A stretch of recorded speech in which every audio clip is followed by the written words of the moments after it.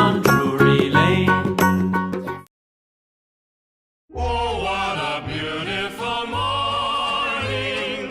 Oh, what a beautiful day. I got a beautiful feeling.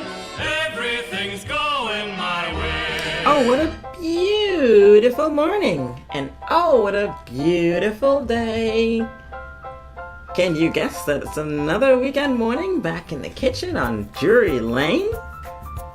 And today, we're going to visit Massena, New York. Yes, Massena, New York.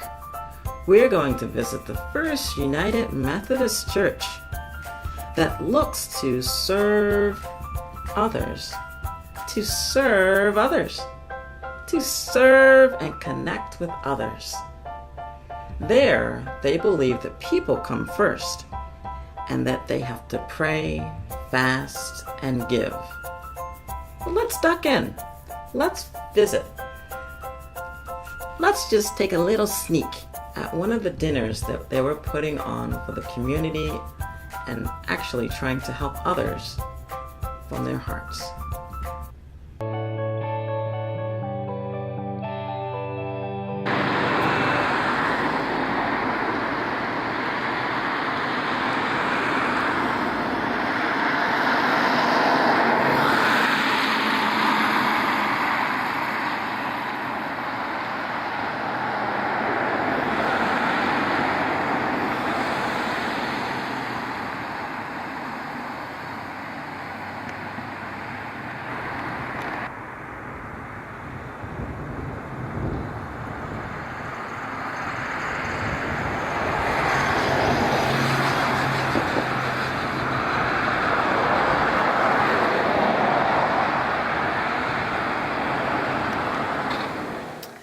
So here in Massena, we are right on the St. Lawrence River. In the summer, this is a town where everyone is outside. Everybody is, even if you're not athletic, you are athletic in this community because everyone's active and moving around. And so even especially in the winter, community is all about the relationships. It's all about building relationships with each other, getting to know one another, and just loving one another. I was asked if there are haves and have-nots of Massena, and the reality is that there really, even though there might be, we don't see that in our community meal. Everyone who walks through the doors is equal in our eyes. We love each and every person just because God created them. And God loves each and every one of God's children. And so do we. So it's been really a blessing that we can have this meal and that we can get to know folks from all different walks of life here in this community, which is it's basically rural. We live in a little village. And what a joy it is that we can get to know more people and we can expand our community here as the church and really get outside the walls of our own church to love everyone. That's our goal, is to just love as many people as we can. Good morning, church! Good morning. It really is an exciting day, and we are going to continue our talk about superheroes, because who doesn't love superheroes? Superheroes are so great and so fun.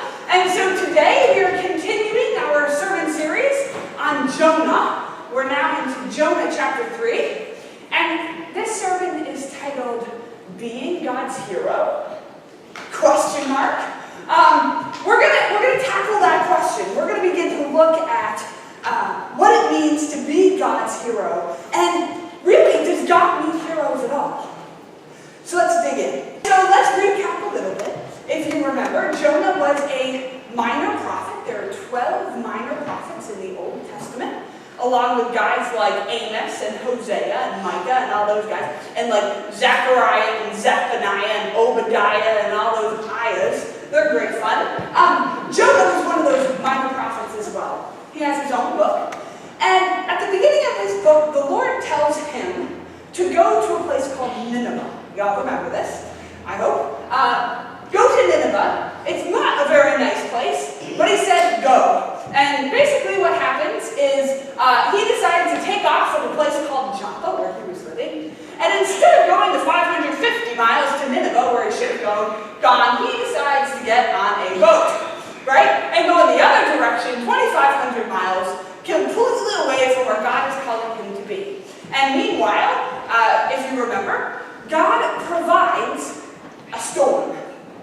And in that storm, all of the people, the Gentile people on the boat, pray to their gods. The storm doesn't stop. So Jonah says, sacrifice me, throw me overboard, it'll be okay, the storms will stop.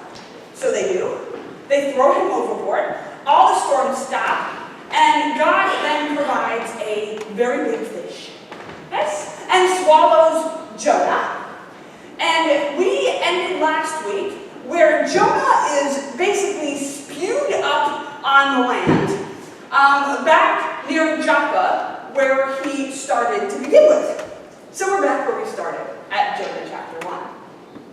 After spewing Jonah onto the dry land, though, we find out today that God calls Jonah a second time. In the pretty much exact same way that he called him the first time. We remember that God is indeed,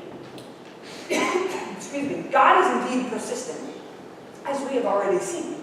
And God provides, and God calls us into action. And isn't that what he does with Jonah? Right off the bat, Jonah gets spewed out on the land, and he says, guess what? I still want you to go. I have provided for you the means by which you will go, and now you will. So God continues to call us into action. But we can't stop there. Friends, what makes a superhero a superhero? He does what no one else wants to do. Does what no one else wants to do. Okay, what else? What? Above and beyond. Saves people, what? Above and beyond. Goes above and beyond. Someone at Grace Church said can leap tall buildings with a single bound. But superheroes, you're right. What's unique about, and that's why we call people like firefighters and things like that, we call them heroes, right? Because that is very unique to superheroes, that superheroes risk their own lives for others. But let me ask you a question. Can I be Spider-Man? No, I can't. I did try to marry Spider-Man as like a fifth grader or something like that. But he was about this tall. It was great. But I can't be Spider-Man. It would be cool if you could actually be the superhero. That would be pretty cool. That would be pretty cool. Spider-Man. You want to be Spider-Man? I want to be Spider-Man too. But here's the thing, I can't be Spider-Man because I haven't been bit by a radioactive spider. Right? Isn't that what makes Spider-Man uniquely Spider-Man? Was that one day a radioactive spider bites Spider-Man and so he becomes Spider-Man. See, Spider-Man was given a wonderful gift. And Spider-Man decided to use those gifts that he was given to like climb walls and shoot weird stuff on his wrist, right? In order to do good to other people, right? To save other people. He used his gifts. So this week we looked at 5 qualities of a superhero. It was God's heroes have, and you heard them in our song today, God's heroes have heart, God's heroes have courage, God's heroes have wisdom, God's heroes have hope, and God's heroes have power. And so we are going to look at those in a little bit with regards to Jonah. But here's a bigger question that I think we have to discuss today. Does God need heroes? Or is God the hero?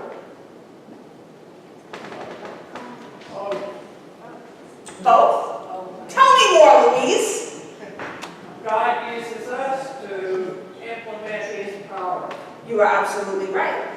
So God is the ultimate hero. God is God. God can do anything that God wants. God doesn't really need people to do what God can do God's self, right? However, God calls us to be, in essence, heroes. Not because we are saving God. God does not need to be saved. We are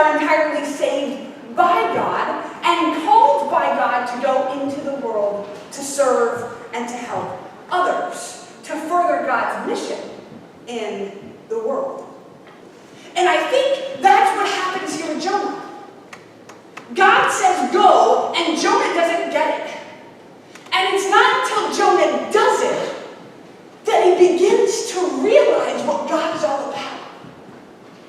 His thoughts begin to match his actions. God simply said to the disciples, go. He said, follow me by the lake shore.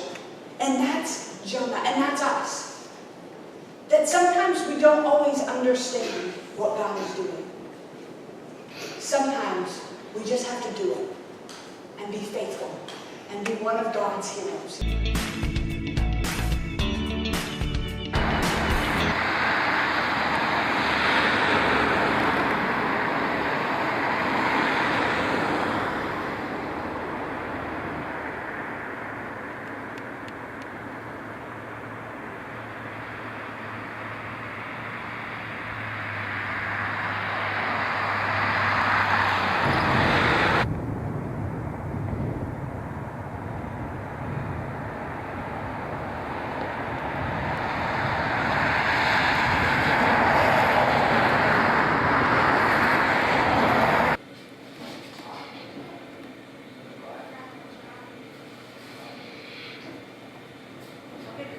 I don't work in a serving line, I don't work in the kitchen because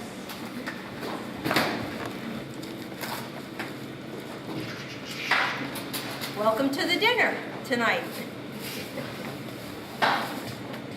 Megan, about how many people do they serve? It's like between 125 and 150 people.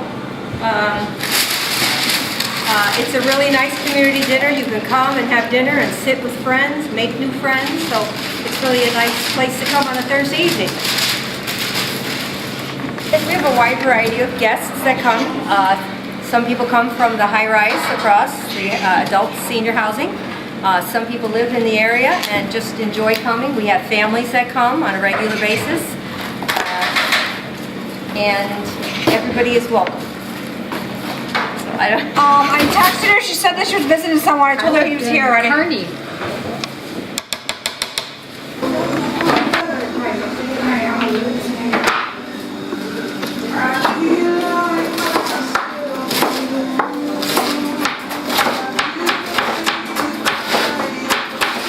We're not here every Thursday, but There's 4 different teams, one for each week.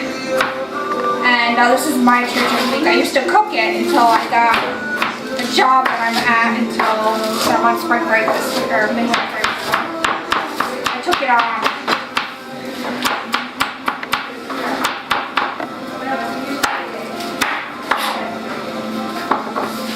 Just for one amount now. yes. It's my church's team, and I used to actually cook this week, and then when I started working there last year, I had to give it up, and the moment I took it over was on vacation. Started this community meal, actually. I was on the initial team, we used to do it once a month, and it's just grown, so I love seeing all the people. It was like 30 people when we first started this meal, and we're up to 150, 200.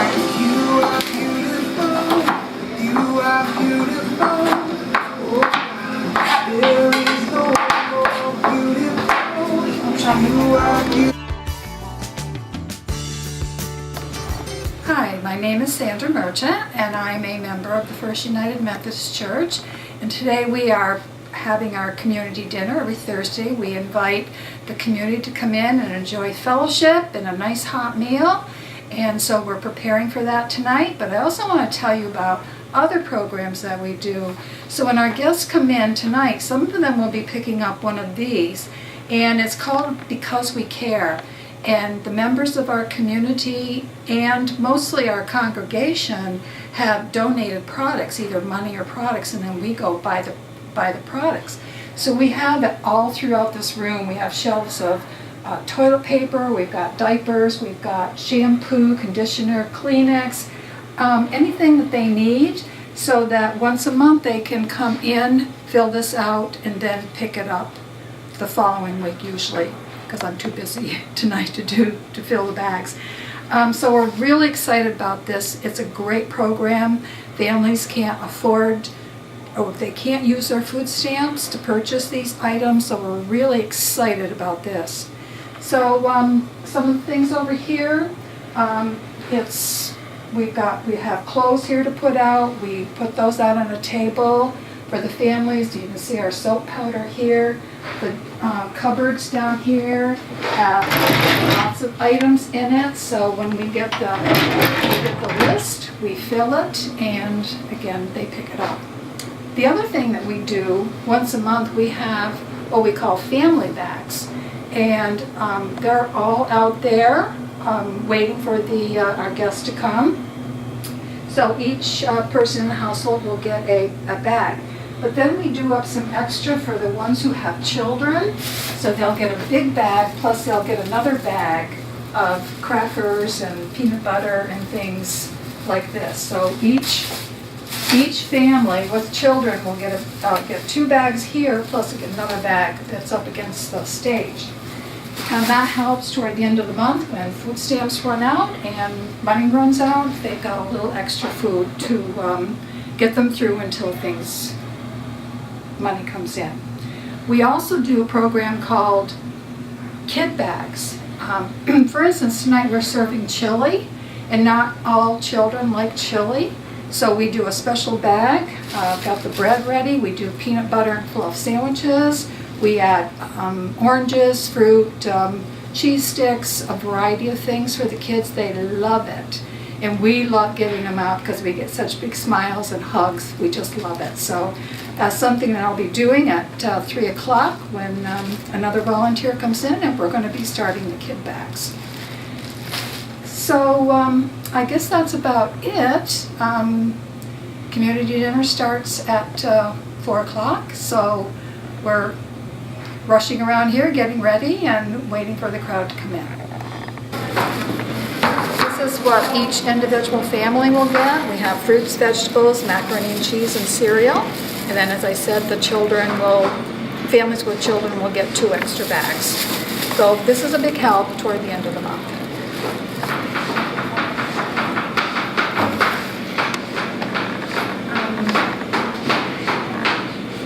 And this is our dining room out here.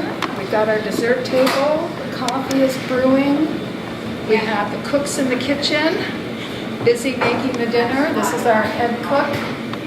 This is Megan. She's helping out tonight doing the chili. So it takes a lot of people to make this work. People give up a lot of their time, but they love it. Come in, do the cooking, then there's the dishwashing and the cleanup, and it's a lot of work, but we love it. We just keep coming back because we love doing what we do. Helping others, that's what it's all about.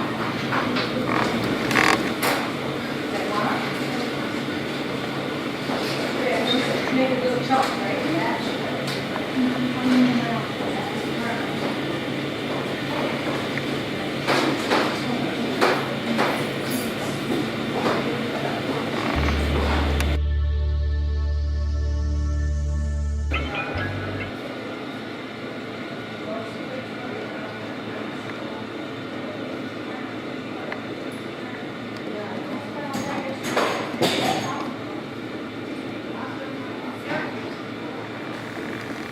Hi, my name is Rachel Jordan. I am the pastor at the First United Methodist Church and the Grace United Methodist Church in Massena, New York. What you've just witnessed is our community meal ministry, which is every single Thursday evening and actually every Tuesday for lunch as well, where we serve hundreds of people, hundreds of meals here in the Massena community. Here at First Methodist Church, we believe that our mission is to serve Massena and connect with Jesus and journey in faith. And so one of the ways that we serve Massena is by actually feeding people. We think that that's a really important thing to do. We see folks of all ages, nations, and races that come through and are just looking for just community and fellowship. as well as actual food to eat. We have just a great time together, and it's a wonderful time that we can get to know one another, really build relationships with each other, and share the love of Christ with other people. So what you can expect when folks come in from the meal, some come in just off the street, they walk.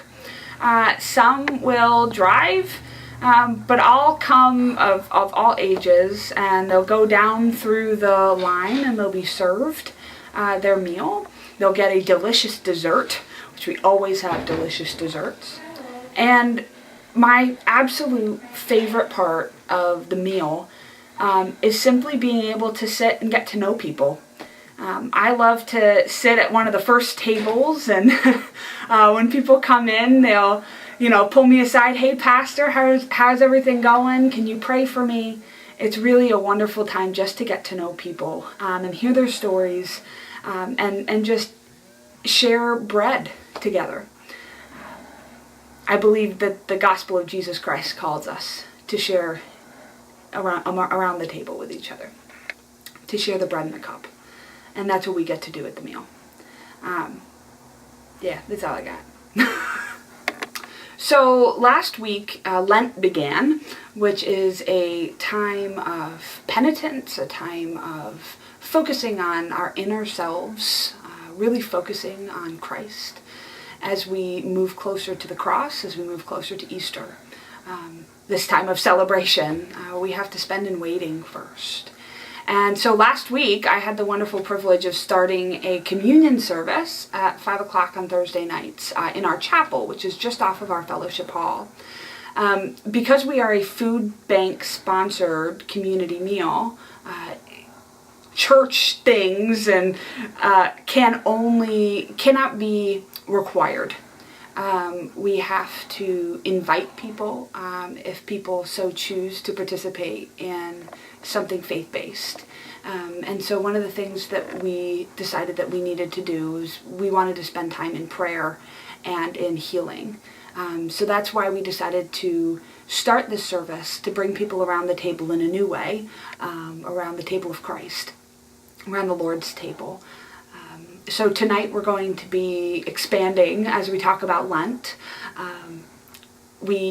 I play guitar, and we just simply gather around the table. So some people ask why we do the meal.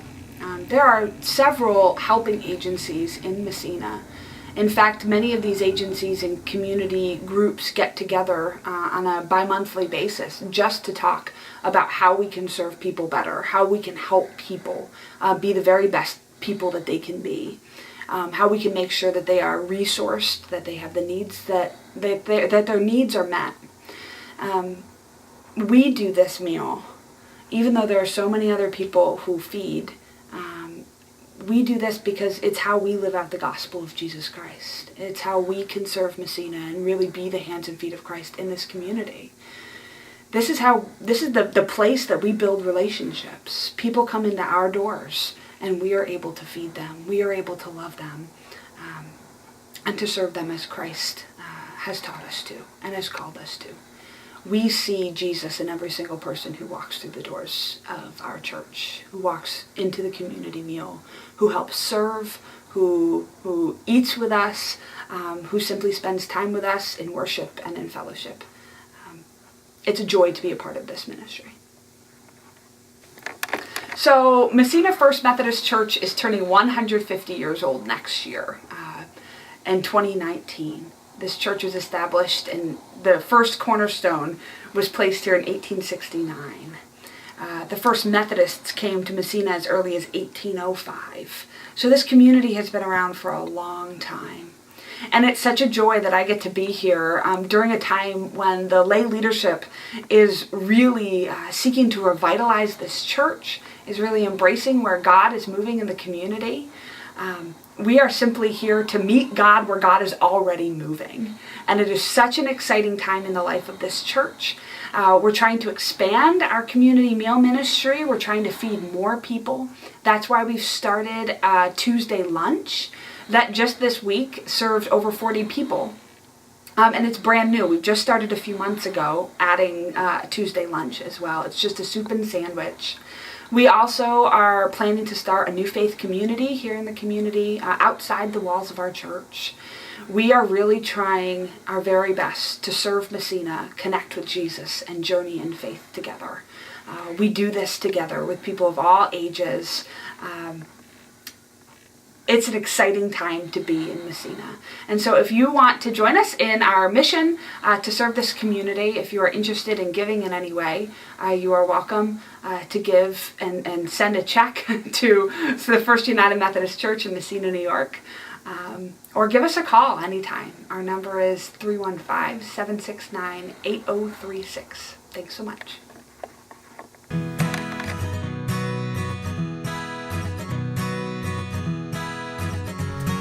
Well, welcome back.